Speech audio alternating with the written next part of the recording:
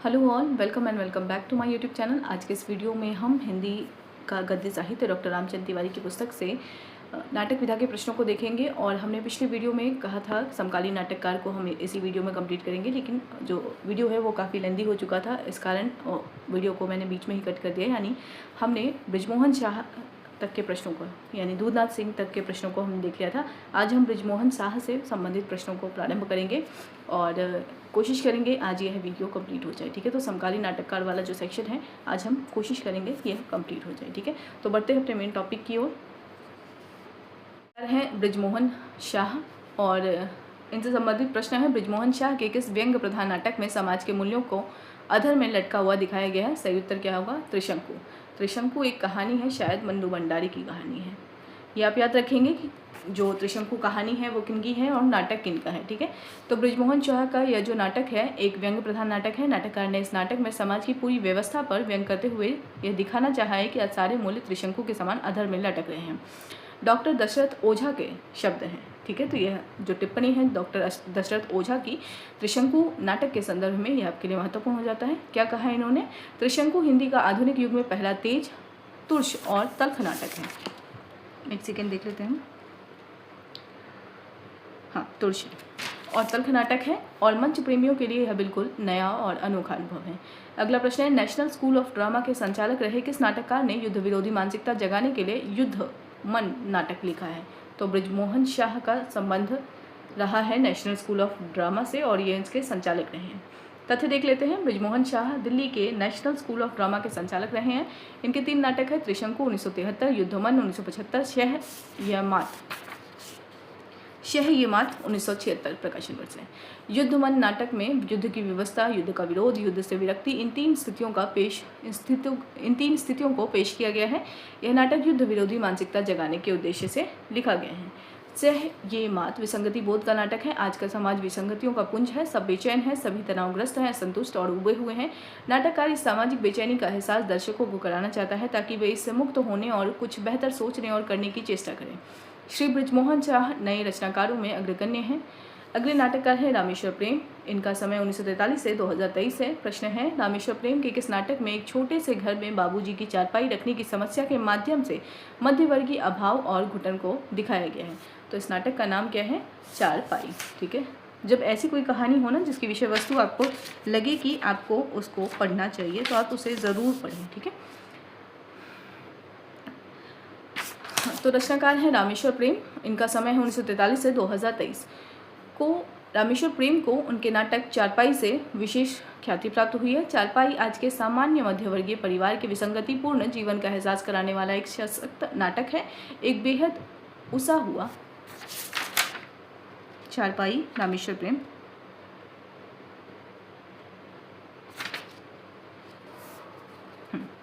एक बेहद ठूसा हुआ। ठीक है, कहीं कहीं मेरे PDF में भी चीज़ें गड़बड़ है। ठीक है, जहाँ मुझे लग रहा है उसे मैं करेक्ट कर देती हूँ। ठीक है, तो एक बेहद ठूसा हुआ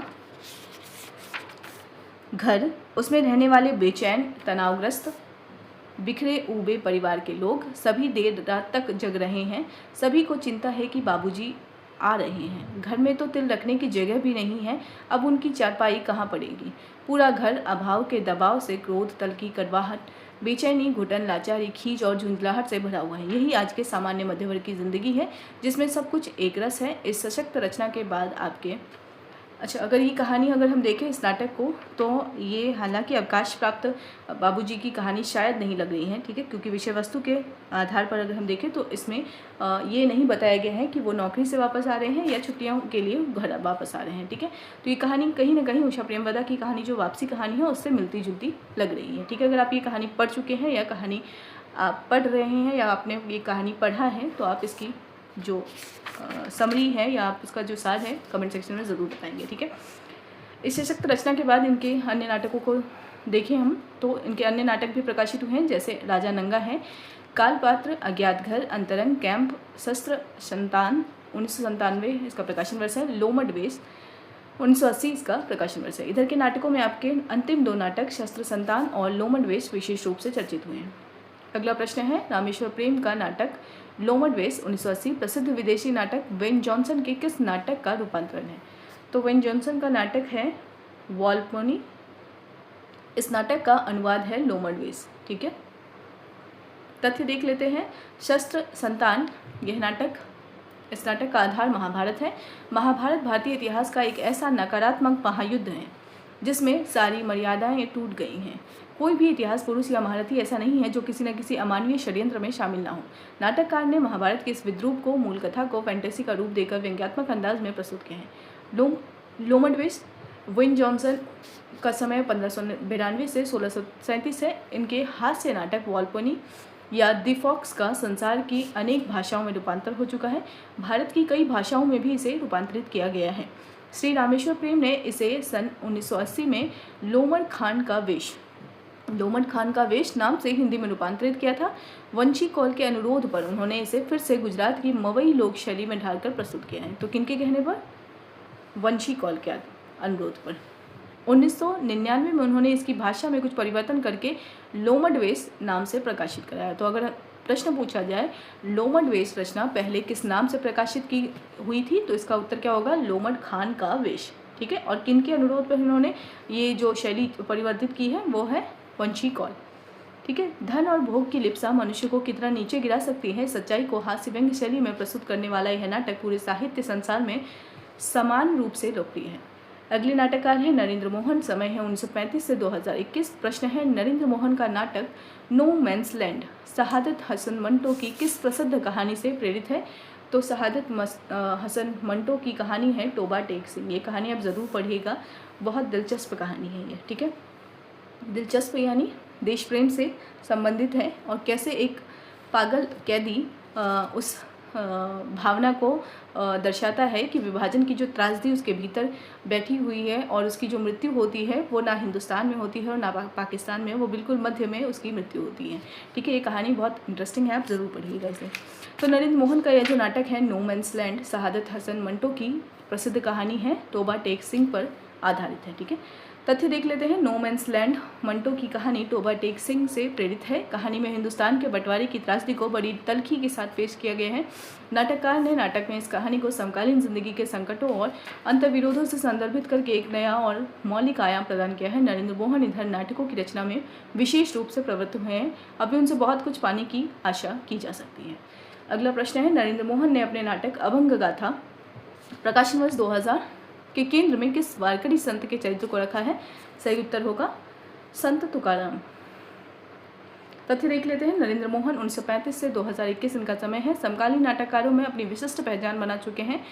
आपके नाटक हैं कहे कबीर सुनो भई साधु 1987 प्रकाशन वर्ष, सिंहधारी 1988 प्रकाशन वर्ष, कलंदर 1991 प्रकाशन वर्ष, नो मैंस लैंड 1994 प्रकाशन वर्ष, अभंग गाथा 2000 प्रकाशन वर्ष, मिस्टर जिन्ना 2005 प्रकाशन वर्ष, हद हो गई यारो 2011 प्रकाशन वर्ष आदि इनके नाटक प्रकाशित हैं। तथ्य देख लेते हैं।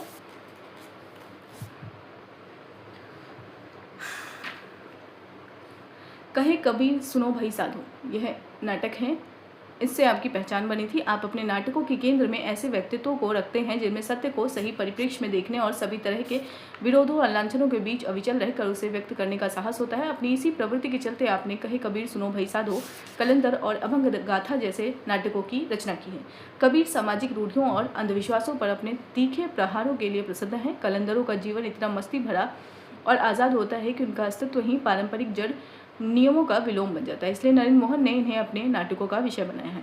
इसी परंपरा में अभंग गाथा की रचना हुई है। अभंगों के रचनाकार वारकरी संत तुकाराम इसके केंद्र में है। नाटककार के शब्दों में अगर देखा जाए तो यह आपके लिए महत्वपूर्ण होगा। यह कथन वह यानी तुकाराम आग सा दमका है, सच के लिए प्रेम के ढाई अखर की खातिर छद्म और आडंबर के खिलाफ। शुद्ध संत तुकाराम के इसी आग की तरह दमकते हुए चरित्र को उसके गहरे भीतरी और बाहरी द्वंद्व के साथ मंची अभिव्यक्ति देने का प्रयत्न अभंग गाथा में किया गया है। अगले नाटककार हैं सुदर्शन मजीठिया।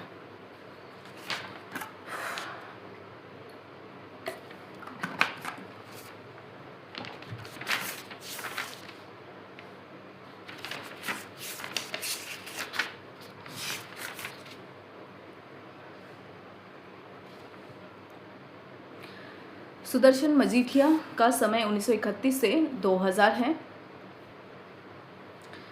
ठीक है, 1931 से 2000। पहला प्रश्न है, नुक्कड़ और चौराहे पर खेले जा सकने वाले नाटकों की शुरुआत सुदर्शन मजीठिया ने किस नाटक से की है? सही उत्तर होगा चौराहा नाटक से की है इसकी शुरुआत। तथ्य देख लेते हैं। सुदर्शन मजीठिया 1931 से 2000 इनका समय है। इन्होंने चौराहा, जिसका प्रकाशन 1986 है, नाटक लिखकर नुक्कड़ों और चौराहों पर खेले जा सकने वाले नाटकों की शुरुआत की है। इसमें 8 पुरुष और एक महिला पात्र की सहायता से छोटी छोटी स्थितियों का संयोजन ऐसे ढंग से किया गया है कि उनके द्वारा दर्शकों के आज के समाज में फैले हुए भ्रष्टाचार का तीखा एहसास हो जाए। अगले नाटककार हैं नंदकिशोर आचार्य, जन्म वर्ष 1945। प्रश्न है, नंदकिशोर आचार्य के नाटक देहांतर, प्रकाशन वर्ष 1987 का आधार कौन सी पौराणिक कथा है? सही उत्तर होगा ययाति, शर्मिष्ठा और पुरु की कथा। यानी देहांतर का आधार जो है वो 3 पौराणिक कथाएं, ययाति, शर्मिष्ठा और पुरु की कथा। तथ्य देख लेते हैं। नंदकिशोर आचार्य मूलतः एक गंभीर चिंतक और समीक्षक हैं। आपने देहांतर 1987 में ये नाटक लिखा है। पागल घर 1988, हस्तिनापुर 2003, जिले सुभानी 2003, जूते गुलाम बादशाह 1992, किमदम यक्षम आदि नाटक आपने लिखे हैं। देहांतर की अगर हम बात करें तो देहांतर नाटक की रचना ययाति, शर्मिष्ठा, देवयानी और पुरु की पौराणिक कथा भूमि को आधार बनाकर लिखी गई है। इसमें दिखाया गया है कि ययाति के देहांतरण से शर्मिष्ठा, ययाति और पुरुष के संबंध विडंबनापूर्ण हो जाते हैं। ठीक है, इस नाटक में दिखाया गया है कि किस प्रकार ययाति के देहांतरण से शर्मिष्ठा, ययाति और पुरु के संबंध विडंबनापूर्ण हो जाते हैं। वात्सल्य, शर्मिष्ठा ययाति में अपने पुत्र पुरु की छाया देखती है। इसी प्रकार पुरु को अपनी माता की सहज सहानुभूति में वात्सल्य के स्थान पर कुछ और दिखाई देने लगता है। ययाति की भोगलिप्सा पूरे परिवार को असहज, तनावपूर्ण और त्रासद जीवन जीने के लिए विवश कर देती है। पद्म पुराण के अनुसार यौवन प्राप्ति के बाद ययाति ने बिंदुमती अप्सरा के साथ रमन किया था। आचार्य ने इसी बिंदुमती के माध्यम से ययाति का मोहभंग कराया है। वह कहती है, आपके इस पौरुष ने शर्मिष्ठा की देह से जन्म लिया है। शर्मिष्ठा देवी अपने ही पुत्र के पौरुष को कैसे स्वीकार करती? यह सुनकर ययाति को चेत होता है। वे पुरु को उसका यौवन लौटा देते हैं और उसे अपना राजमुकुट भी पहना देते हैं। इस कथा के माध्यम से नाटककार ने भोगलिप्सा की निरर्थकता प्रमाणित की है। एक नाटक है पागल घर। यह एक काल्पनिक नाटक है। इसमें दिखाया गया है कि वस्तुतः सारी ऊपरी चमक दमक के भीतर भय ही सत्ता का स्थायी भाव होता है। अगला प्रश्न है, नंदकिशोर आचार्य का नाटक हस्तिनापुर किन 2 पात्रों के संवाद पर आधारित है, जिसमें कुरुवंश के विनाश के कारणों का उद्घाटन किया गया है? सही उत्तर क्या हो जाएगा?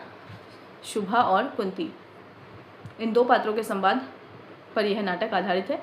तथ्य देख लेते हैं। हस्तिनापुर नाटक की कथा महाभारत में कौरव पक्ष की पराजय के बाद विदुर की माता शुभा और कुंती के बीच होने वाले संवाद पर आधारित है। इसमें शुभा ने कुरुवंश के विनाश के मूल कारणों का उद्घाटन किया है। वस्तुतः यह कुरुवंश के राजपुरुषों के अविवेक, निर्वीयता और रानियों के विडंबनापूर्ण जीवन की अंतर्कथा है। मात्र दासी के गर्भ से उत्पन्न होने के कारण विदुर जैसे नीतिज्ञ और राजसत्ता को अधिकार से वंचित करना शुभा को कचोटता रहता है।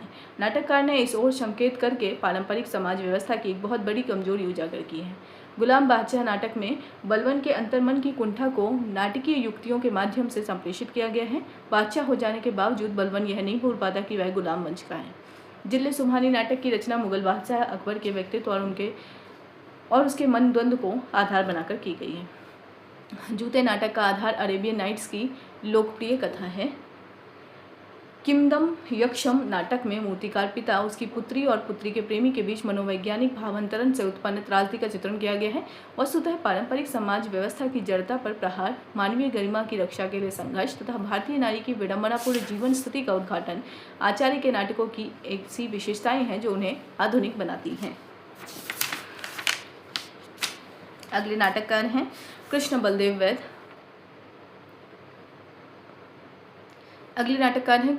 वैद। इनका समय 1927 से 2020 है। पहला प्रश्न है, कृष्ण बलदेव वैद के नाटक हमारी बुढ़िया में बुढ़िया किसका प्रतीकात्मक विद्रूप है? सही उत्तर क्या होगा? बुढ़िया समकालीन भारत और अपनी अस्मिता भूलकर विदेशी सभ्यता पर फिदा नागरिक का प्रतीकात्मक विद्रूप है। तथ्य देख लेते हैं। कृष्ण बलदेव वैद का समय 1927 से 2020 है। एक प्रयोगधर्मी उपन्यासकार के रूप में चर्चित है। अब तक 9 नाटक प्रकाशित हैं। भूख आग है 1998 प्रकाशन वर्ष, हमारी बुढ़िया 2000 प्रकाशन वर्ष, सवाल और स्वप्न 2001 प्रकाशन वर्ष, गांडों के इंतजार में उसके बयान, परिवार और अखाड़ा अलग अलग है, परिवार अखाड़ा एक साथ है। ठीक है, मोनालिसा की मुस्कान कहते हैं जिसको प्यार 2005 प्रकाशन वर्ष, अंत का उजाला 2012 प्रकाशन वर्ष। तो ये सभी नाटक आपके कृष्ण बलदेव वैद्य के हैं। इनमें भूख आग है अधिक इनको सराहा गया है। इस नाटक को श्री कृष्ण बलदेव वैद्य कभी साम्यवादी विचारधारा के कायल थे। उस विचारधारा से उनका मोहभंग तो कभी का हो गया है, किंतु वर्गहीन और शोषण मुक्त समाज का सपना वे अभी भी देखा करते हैं। स्वयं लेखक के शब्दों में यह एक विडंबना प्रधान नाटक है। नाटक की विडंबना यह है कि एक तरफ यह नाटक उन सपनों का मरसिया है तो दूसरी तरफ उन्हें जिलाए रखने के लिए एक तराना भी है। तो कृष्ण बलदेव वैद्य का अपने ही नाटक के संदर्भ में यह जो कथन है यह आपके लिए महत्वपूर्ण हो जाएगा। दूसरे नाटककार हैं नाटककार नागबोडस। इनकी भी टिप्पणी इस नाटक के संदर्भ में आपके लिए महत्वपूर्ण हो जाती है। नागबोडस का जो कथन है वो मैं यहाँ से पढ़ देती हूँ, यहाँ कुछ मिस्टेक हो चुका है। अगर हम देखें तो नाटक के संदर्भ में यानी भूख आग है, इस नाटक के संदर्भ में जो उन्होंने कहा है वो ये है कि एक सेकेंड, हाँ, भूख आग के संदर्भ में उन्होंने कहा है नाटककार नागबोडस के अनुसार इस नाटक का उद्देश्य भूख को लेकर संपन्न वर्ग की निष्ठुरता तथा वाम की असरहीनता तथा दोनों प्रकार की विचारधाराओं का खोखलापन उजागर करते हुए भूखों के प्रति सहानुभूतिपूर्ण दृष्टिकोण प्रतिपादित करता है। ठीक है, प्रतिपादित करना है। तो यह जो नागबोडस का जो कथन है वह आपके लिए महत्वपूर्ण हो जाएगा। एक बार पुनः मैं नाटक नागबोडस का यह कथन पढ़ देती हूँ। नागबोडस लिखते हैं, भूख को लेकर संपन्न वर्ग की निष्ठुरता तथा वाम की असरहीनता तथा दोनों प्रकार की विचारधाराओं का खोखलापन उजागर करते हुए भूखों के प्रति सहानुभूतिपूर्ण दृष्टिकोण प्रतिपादित करना है इस नाटक का उद्देश्य। ठीक है, आगे जो लिखा गया है वो है हमारी बुढ़िया, श्री वैद्य का दूसरा नाटक है। यह उन्हीं की एक कहानी बुढ़िया की गठरी पर आधारित है। ठीक है, तो हमारी बुढ़िया जो यह जो नाटक है यह इन्हीं की एक कहानी है, बुढ़िया की गठरी ये कहानी है और इसी कहानी पर आधारित है यह नाटक। ठीक है, बुढ़िया की गठरी। इसके संदर्भ में भी कुछ चीज़ें दे रखी हैं, वो हम पढ़ लेते हैं, देख लेते हैं। हमारी बुढ़िया श्री वैद्य का दूसरा नाटक है। यह उन्हीं की कहानी बुढ़िया की गठरी पर आधारित है। नाटक में दिखाया गया है कि एक वीरान खंडहर में एक बुढ़िया लेटी हुई है।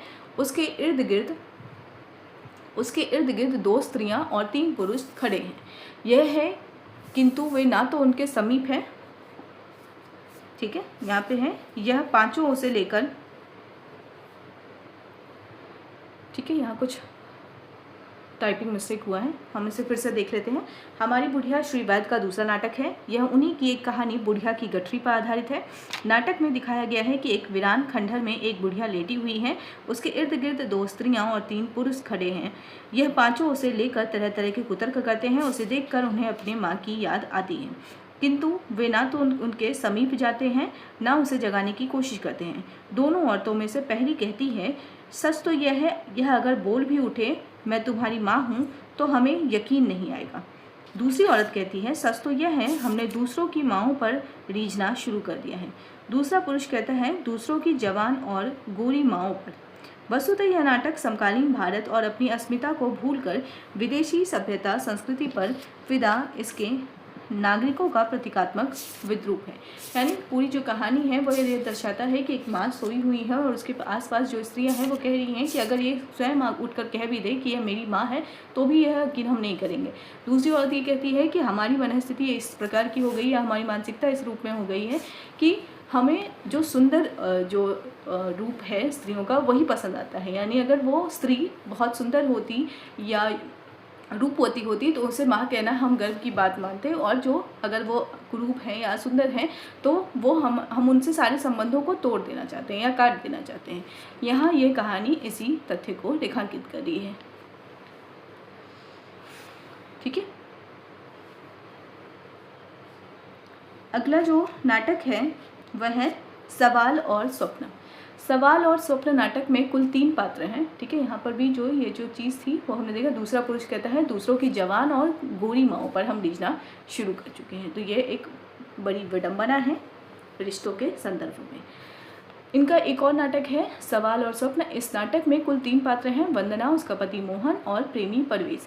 वंदना अपने पति के व्यवहार से दुखी है और उससे अलग होना चाहती है, किंतु मोहन उसे छोड़ना नहीं चाहता। पीड़ित होते हुए भी वंदना पति से अलग होने का साहस नहीं जुटा पाती। अभी भी औसत भारतीय नारी इसी मानसिकता में जी रही हैं। वंदना का प्रेमी परवेज अंत तक उसके लिए प्रतीक पुरुष बना रहता है।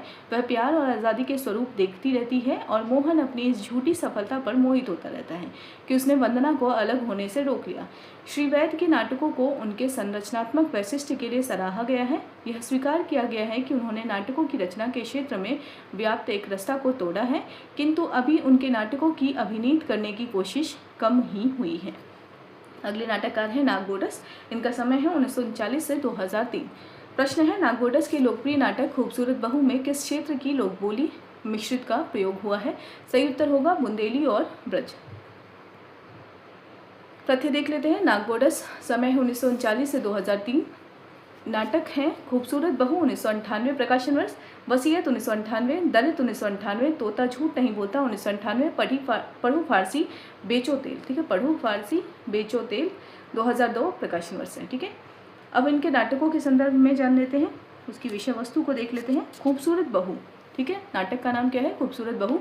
इसके प्रकाशन से उन्हें सहसा लोकप्रियता प्राप्त हुई। यह नाटक ग्रामीण जीवन की ठेठ मानसिकता के स्वाद से भरपूर है। चाची के भतीजे हरि की पत्नी सुमन खूबसूरत है।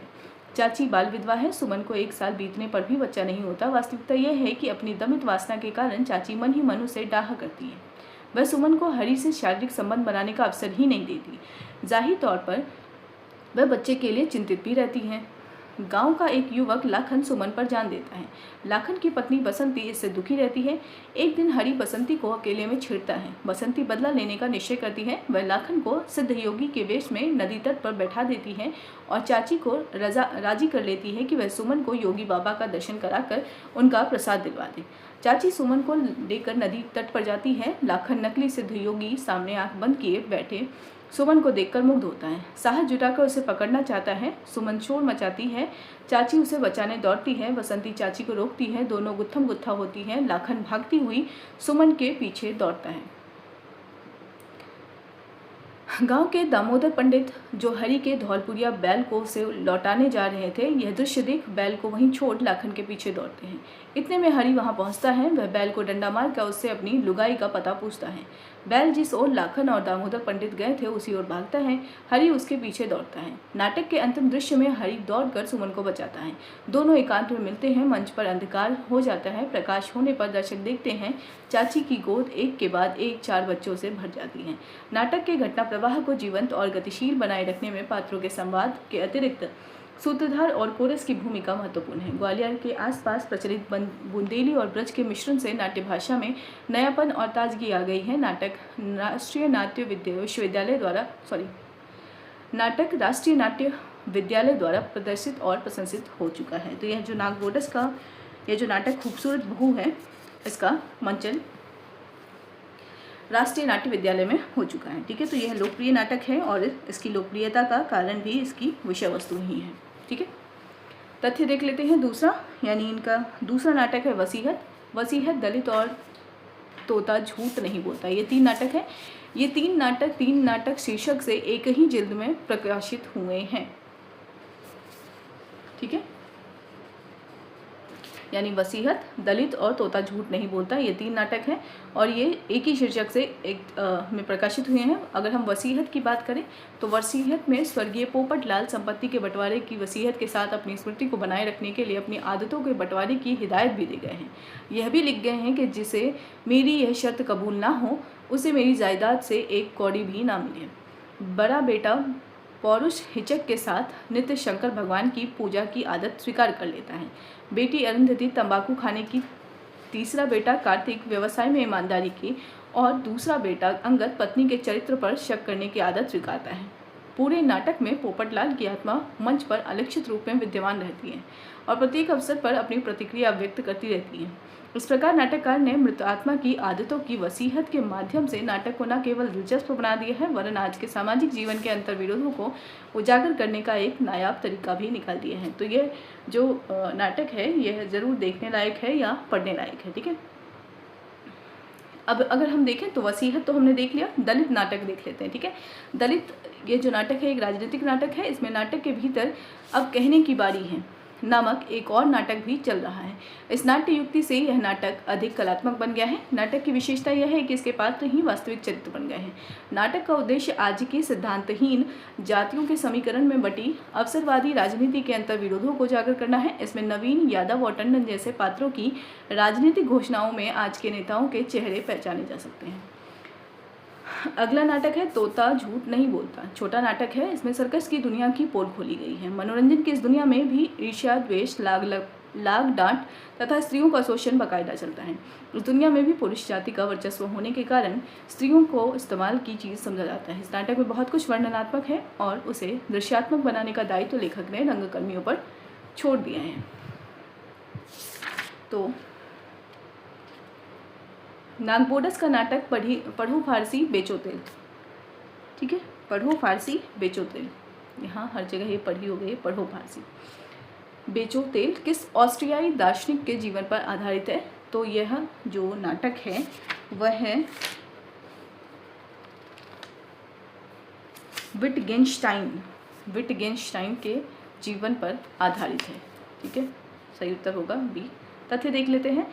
पढ़ो फारसी बेचो तेल नाटक ऑस्ट्रिया के प्रख्यात दार्शनिक विटगेन्स्टाइन के जीवन पर आधारित है। विटगेन्स्टाइन का जीवन बड़ा ही नाटकीय था। उनकी रुचि दर्शन में थी।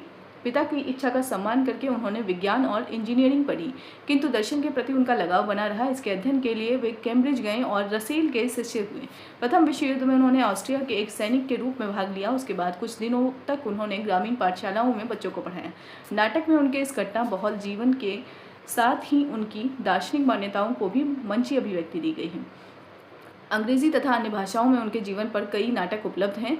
उन पर फिल्म भी बनी है। फिल्म का आलेख अंग्रेजी के प्रसिद्ध आलोचक और विचारक टेरी इगल्टन ने तैयार किया है। हिंदी में यह नाटक लिखकर नागबोडस ने एक महत्वपूर्ण कार्य किया है। नागबोडस के ये सभी नाटक पिछले 5 वर्षों में लिखे गए हैं। इस क्षेत्र में उनसे अभी बहुत कुछ लब्ध होने की संभावना है। अगले नाटककार हैं स्वदेश दीपक, जन्म वर्ष 1942। प्रश्न है स्वदेश दीपक के किस चर्चित नाटक में फौज के भीतर व्याप्त वर्ग एवं जाति भेद के रोग तथा रामचंद्र नामक जवान की त्रासदी दिखाई गई है? तो स्वदेश दीपक का नाटक कोर्ट मार्शल है और उसमें यह त्रासदी दिखाई गई है। ठीक है, तथ्य देख लेते हैं। कोर्ट मार्शल में दिखाया गया है कि वर्ग एवं जाति भेद के रोग से ग्रस्त देश की फौज भी इस रोग से मुक्त नहीं है। कैप्टन कपूर छोटी जाति के जवान रामचंद्र के साथ अमानवीय व्यवहार करता है। स्वाभिमानी रामचंद्र उस पर गोली चला देता है। उसका कोर्ट मार्शल लेता होता है। वह विचलित हुए बिना सजाए मौत को स्वीकार करता है। फौजी जीवन के सच की कथा कहने वाला यह नाटक यह संदेश भी देता है कि पूंजीवादी और सामंतीय समाज में सदैव मानवीयता, स्वाभिमान और सच्चाई का ही कोर्ट मार्शल होता है। इससे मुक्ति का एक ही उपाय है, दलितों और शोषितों के स्वाभिमान को जगाया जाए और उन्हें संगठित कर संघर्ष की प्रेरणा दी जाए। अगला प्रश्न है स्वदेश दीपक का कौन सा नाटक वर्ग संघर्ष का चित्रण करता है और जिसमें औरत, मजदूर और निर्धनता को सबसे उदास कविता कहा गया है? सही उत्तर क्या होगा? सबसे उदास कविता यह नाटक है। तथ्य देख लेते हैं। स्वदेश दीपक प्रगतिशील चेतना के रचनाकार हैं। इनका समय है यानी जन्म वर्ष है 1942। इनके नाटक हैं नाटक बाल भगवान, प्रकाशन वर्ष 1989, कोर्ट मार्शल 1991, जलता हुआ रथ 1998, सबसे उदास कविता 1998, कालकोटरी 1999 आदि आपके कई नाटक प्रकाशित हैं। इनका सफलतापूर्वक मंचन भी किया गया है। नाटक बाल भगवान यह नाटक लेखक की इसी शीर्षक की लंबी कहानी का नाट्य रूपांतर है। तो नाटक बाल भगवान जो है वह कहानी भी है और नाटक भी है। इस नाटक में गांव का एक चालाक किस्म का मास्टर गांव के ही एक शराबी पंडित के अविकसित दिमाग वाले बेटे सिद्धड़ को बाल भगवान के रूप में प्रचारित करके अपना उल्लू सीधा करता है। वह अपने साथ गांव के चौधरी रतन और लाला जगत और लड़के के पिता पंडित को भी शामिल कर लेता है। उसका धंधा चल निकलता है। बड़े बड़े सेठ और नेता बाल भगवान का आशीर्वाद लेने के लिए शहर से आने लगते हैं। नाटक में एक साथ दोहरे सामाजिक यथार्थ को व्यक्त किया गया है। एक और तो यह दिखाया गया है कि देश के तथाकथित शिक्षित लोग भी उतने ही अंधविश्वासी हैं जितने ग्रामीण अशिक्षित। दूसरी ओर यह भी स्पष्ट कर दिया गया है कि आज देश की राजनीति पूरी तरह अवसरवादी और आदर्शहीन हो गई है। बड़े से बड़े नेता आज भूखी, अशिक्षित और पीड़ित जनता की चिंता न करके सत्ता प्राप्ति के लिए कुछ भी करने को तुले हुए हैं। ठीक है, अगला नाटक है जलता हुआ रथ। इसमें नाटककार ने स्पष्टतः समाज को दो वर्गों में विभक्त दिखाया गया है। आज के समाज को 2 वर्गों में विभक्त दिखाया है। एक ओर शोषक शक्ति संपन्न हिंसक वर्ग है, दूसरी ओर रोटी के लिए तड़पता शोषित पीड़ित वर्ग। शोषकों द्वारा पीड़ित समाज ही जलता हुआ रथ है। पीड़ितों की शक्ति और संबल देने वाला नाटक का केंद्रीय पात्र है बाबा। वह उनमें यह चेतना पैदा करता है कि सजग, सतर्क और संगठित होकर ही वे जलते हुए रथ में अपनी रक्षा कर सकते हैं। वह उनके सोए हुए आत्मविश्वास को जागृत करता है और उन्हें आश्वस्त करता है कि अंततः शोषक वर्ग अंदर से खोखले वृक्षों की तरह धाराशाही हो जाएगा और शोषित जनता शीतल छाया देने वाले वृक्षों की तरह उठ खड़ी होगी। अगला नाटक है सबसे उदास कविता। इस नाटक में वर्ग संघर्ष का खुलकर चित्रण किया गया है। शिवदेव, एक सेकेंड देख लेती हूँ। शिवदेव, ठीक है। शिवदेव सिंह जमींदार भी हैं और व्यवसायी भी। वह पूंजीवादी और सामंती वर्ग का प्रतिनिधि है। पूर्वा और उसका प्रेमी सुकन्न सामान्य जनता के पैरोकार हैं। संघर्ष में जमींदार का बेटा और डीएसपी आहूजा मारे जाते हैं। इस नाटक में विकसित देशों द्वारा अपने कचरा उत्पादों को तीसरी दुनिया के देशों के मध्य बांटने के षड्यंत्र को भी उजागर किया गया है। लेखक की दृष्टि में आज के समाज में औरत, मजदूर और निर्धनता सबसे उदास कविता है। इनकी उदासी दूर करने के लिए वर्ग संघर्ष का रास्ता ही एकमात्र विकल्प है। तो औरत, मजदूर और निर्धनता क्या है? सबसे उदास कविता है। प्रश्न इनका एक और नाटक है काल कोठरी। इस नाटक में दिखाया गया है कि कला मूल्यांकन की विवेकहीन जड़ दृष्टि, कुत्सित राजनीति तथा सिफारिश, संपर्क और गुटबाजी के माहौल में आज कला ही कलाकार के लिए काल कोठरी बन गई है। नाटक के भीतर नाटक की शैली में लिखे गए इस नाटक में इस सच्चाई को बड़ी ही तल्ख और बेबाक शैली में मंचीय अभिव्यक्ति दी गई है। वस्तुतः स्वदेश दीपक के सभी नाटक सामंती सोच और पूंजीवादी व्यवस्था के विरुद्ध जनता का पक्ष प्रस्तुत करते हैं। आज की भ्रष्ट नौकरशाही और अवसरवादी राजनीति पर प्रहार करने से भी वे चूकते नहीं हैं। वर्ग संघर्ष में उनकी आस्था अडिग है। हिंदी भाषी क्षेत्र की मानसिकता की उन्हें अच्छी समझ है। उनके पात्रों में यह मानसिकता अच्छी तरह प्रतिबिंबित होती है। अपनी इन विशेषताओं के चलते पिछले 10 वर्षों के भीतर नाट्य रचना के क्षेत्र में उन्हें अच्छी ख्याति प्राप्त हुई है। अगले नाटककार हैं असगर वजाहत। जन्मवर्ष है 1946। असगर वजाहत के प्रसिद्ध नाटकों में विभाजन की त्रासदी पर आधारित कौन सा नाटक विशेष चर्चित है? सही उत्तर क्या होगा? जिस लाहौर नहीं देखा वो जमिया ही नहीं।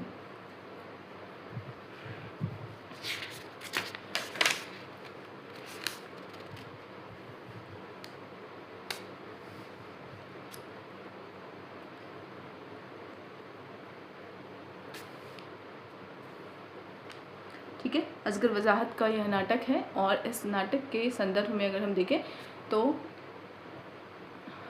असगर वजाहत के कुल 9 नाटक प्रकाशित हुए हैं। फिरंगी लौट आए, प्रकाशन वर्ष 1971, वीरगति 1981, 1986 में इन्ना की आवाज़, जिस लाहौर नहीं देखिया वो जमिया ही नहीं 1991 और समिधा 1991, गोडसे @गांधी.com 2012, सबसे सस्ता गोश्त 2015, महाबली 2017, अकी है ना अकी, पाकिटमार, रंगमंडल, ईश्वर अल्लाह 2021। ये सभी नाटक असगर वजाहत के नाटक हैं। ठीक है, अगले रचनाकार हैं राजेश जैन। समय है इनका 1949 से 2024। प्रश्न है राजेश जैन के नाटक विश्ववंश को किस प्रसिद्ध नाटक की परंपरा का विस्तार माना गया है? सही उत्तर होगा अंधेर नगरी को। ठीक है, तो भारतेंदु के अंधेर नगरी का विस्तार अगर हम किसी नाटक में देखते हैं तो वह नाटक है राजेश जैन का विश्ववंश। तथ्य देख लेते हैं। राजेश जैन पिछली 10 वर्षों में नाट्य रचना के क्षेत्र में अपनी पहचान कायम करने वालों में राजेश जैन का नाम उल्लेखनीय है। आपके 3 नाटक हैं, वायरस, विश्ववंश और कोयला चला हंस की चाल। ठीक है, ये 3 नाटक हैं। अगर हम पहले नाटक को देखें तो वायरस में एक ही जिल्द में एक और नाटक है धक्का पंप। ठीक है, तो वायरस में 2 नाटक हम देखते हैं, एक वायरस है और दूसरा धक्का पंप है। तो कुल अगर देखें तो 4 इनके नाटक हमको दिखाई देते हैं। ठीक है, तो वायरस की अगर हम कथा देखें तो वायरस की सारी कथा 3 पात्रों यानी अतुल, रंजना का वह पति है, रंजना अतुल की पत्नी है और वंदना रंजना की छोटी बहन है। इनके इर्द गिर्द घूमती है। अतुल का दाम्पत्य जीवन दुखमय है। कारण है उसकी पत्नी रंजना का कुंठाग्रस्त और चिड़चिड़ी होना। इसके विपरीत अतुल सहिष्णु और शांत स्वभाव का है। वंदना अतुल का दर्द समझती है। रंजना को सही रास्ते पर लाने के लिए वह अतुल के सामने यह प्रस्ताव रखती है कि वह रंजना से मुक्त हो जाए और उससे ब्याह कर ले। नाटक के अंत में उसकी इस युक्ति के सफल होने का संकेत मिलता है। नाटककार की दृष्टि में दाम्पत्य जीवन का असामान्य होना वैसा ही है जैसा कंप्यूटर में वायरस लगना। धक्का पंप यह नाटक व्यंग्यात्मक नाटक है। इसका नाट्य शिल्प भी नया है। इसमें दर्शकों में से ही निकलकर नाटक के पात्र मंच पर आते हैं और उनकी नोक-झोंक तथा व्यंग्यात्मक संवादों से ही नाटक की वस्तु निर्मित होती है। आज की पूरी व्यवस्था दिशाहीन और नकारा है। नाटक में पात्रों के व्यंग्यात्मक संवाद इस तथ्य की व्यंजना करने में समर्थ हैं, इसी कारण यह नाटक मंचन की दृष्टि से सफल और प्रभावी बन गया है। अगला नाटक है विश्वंस। इस नाटक को भारतेंदु की अंधेर नगरी की परंपरा का नाटक माना गया है। इसमें राजा हैं अटपट सिंह और उनके सर्वा महामंत्री हैं चंट प्रताप सिंह। इन्हीं की करतूतों के माध्यम से नाटककार ने आज की सड़ी गली भ्रष्ट शासन व्यवस्था, नारी उत्पीड़न और राजनीति में बढ़ते वंशवाद पर करारा व्यंग किया है। नाटक का मूल उद्देश्य यह दिखाना है कि प्रजातंत्र में राष्ट्र की संपूर्ण शक्ति प्रजा में होनी चाहिए। राजनीति में वंशवाद मध्यकालीन राजतंत्र का अवशेष है। वस्तुतः राजेश जैन के नाटकों का महत्व उनके कथ्य से अधिक उनकी व्यंग्यात्मकता और अभिनेता के कारण है। तो विश्वंस की जो कथा वस्तु है वो कहीं ना कहीं अंधेर नगरी नाटक के विस्तार के रूप में दिखाई देती है। अगले रचनाकार या नाटककार हैं प्रताप सहगल, जन्म वर्ष 1945। प्रश्न है, प्रताप सहगल का नाटक अन्वेषक प्रकाशन वर्ष 1992 किस प्राचीन भारतीय गणितज्ञ और खगोलशास्त्री के व्यक्तित्व पर आधारित है? तो सही उत्तर क्या होगा? अन्वेषक जो है वो आर्यभट्ट के जीवन पर आधारित है या व्यक्तित्व पर आधारित है। तथ्य देख लेते हैं। पिछले दशक के नाटककारों में प्रताप सहगल के 5 नाटक हैं। अन्वेषक प्रकाशन वर्ष 1992 और नहीं कोई अंत 1999, यूं बनी महाभारत 2015, मौत क्यों रात भर नहीं आती और रंग बसंती। ठीक है, तो ये इनके नाटक हैं प्रताप सहगल के। तथ्य देख लेते हैं। अन्वेषक नाटक भारत के प्रसिद्ध गणितज्ञ और ज्योतिषी आर्यभट्ट के व्यक्तित्व को केंद्र में रखकर लिखा गया है। आर्यभट्ट अपने समय से बहुत आगे का खगोलविद था। उसने स्थापित किया था कि पृथ्वी अपनी धुरी पर सूर्य के चारों ओर चक्कर लगाती है, इसी से दिन और रात होते हैं। तो दिन और रात होने का कारण अगर आप जानना चाहें तो यह भी आपके लिए एक कह सकते हैं ज्ञान के रूप में है। ठीक है, चक्कर लगाती हैं, इसी से दिन और रात होते हैं। इस नाटक में आर्यभट्ट के बहाने आज की सत्ता और धर्म के गठजोड़ की राजनीति के बरक्स एक सच्चे वैज्ञानिक को प्रस्तुत करके प्रगतिशील शक्तियों के संघर्ष को मंचीय अभिव्यक्ति दी गई है। एक और नाटक है नहीं कोई अंत। इस नाटक की अगर हम बात करें तो यह एक मनोवैश्लेषिक नहीं कोई अंत मनोवैश्लेषिक नाटक कहा जा सकता है। ठीक है, इसी तरीके से यह लिखा गया है, मनोवैश्लेषिक नाटक कहा जा सकता है। आज के शिक्षित और पाश्चात्य जीवन शैली से प्रभावित व्यक्ति की सोच में जो बदलाव आया है उसके चलते एक तो दाम्पत्य जीवन संबंधी व्यक्ति की निजी मान्यताएं सामाजिक आदर्शों से टकराने लगी हैं, दूसरे स्त्री पुरुष संबंध भी असहज और तनावग्रस्त हो गए हैं। इस बदलाव के मूल में व्यक्ति की अवचेतन की सक्रियता भी कम महत्वपूर्ण नहीं है। इस सक्रियता और इससे उत्पन्न व्यक्ति जीवन की पीड़ा का कोई अंत नहीं है। नाटककार ने अजय शर्मा और उसके जीवन में आने वाली नारियों के मनोविश्लेषण के माध्यम से सच्चाई की ओर इशारा किया है।